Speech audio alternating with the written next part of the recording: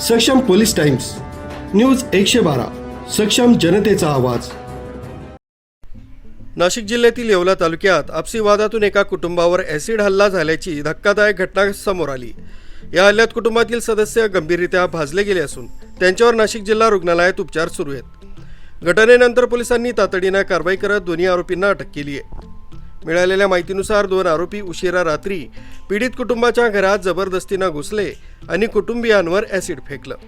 अचानक झालेल्या या हल्ल्यामुळे घरात एकच गोंधळ उडाला। ॲसिड हल्ल्यात कुटुंबातील अनेक सदस्य गंभीर जखमी झाले। स्थानिक नागरिकांच्या मदतीने जखमींना तात्काळ रुग्णालयात दाखल करण्यात आलं असून त्यांच्यावर उपचार सुरू आहेत। घटनेचं गांभीर्य लक्षात घेऊन नाशिक पोलिसांनी तातडीने गुन्हा दाखल करत तपास सुरू केलाय। पोलिसांच्या विशेष पथकाने जलद कारवाई करत काही तासांतच दोन्ही आरोपींना अटक केली। त्यानंतर आरोपींना नाशिक पोलीस अधीक्षक DS स्वामी यांच्या समोर हजर करण्यात आले।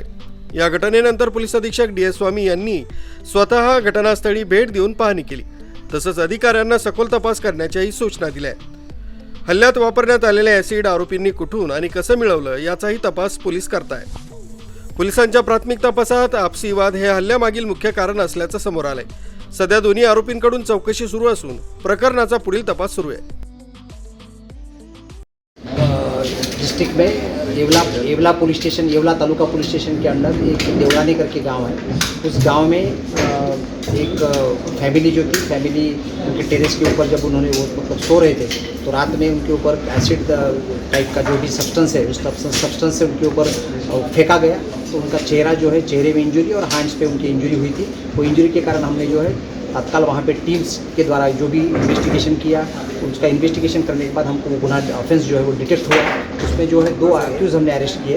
वो 2 एक्यूज़ जो है उनका जो पर्सनल राइवलरी उनके फार्म के कारण था, खेती के कारण जो पर्सनल राइवलरी था, और उसमें जो थोड़ा सा उनके मतलब थोड़ा जेलस टाइप वो एक दूसरे के ऊपर थे, उसके कारण वो ऑफेंस हुआ था। उन्होंने ऐसा किया था, उन्होंने उसकी कबूली दी है और हमने 2 आरोपी अरेस्ट किए, उसको कोर्ट में लेके जाएंगे और इसमें जो भी कुछ है वो अकॉर्डिंगली उसका इन्वेस्टिगेशन आगे होगा। सर, दूसरा सवाल ऐसा है कि MIM के पदाधिकारी। न्यूज ब्युरो सक्षम पोलीस टाइम्स न्यूज 112 येवला।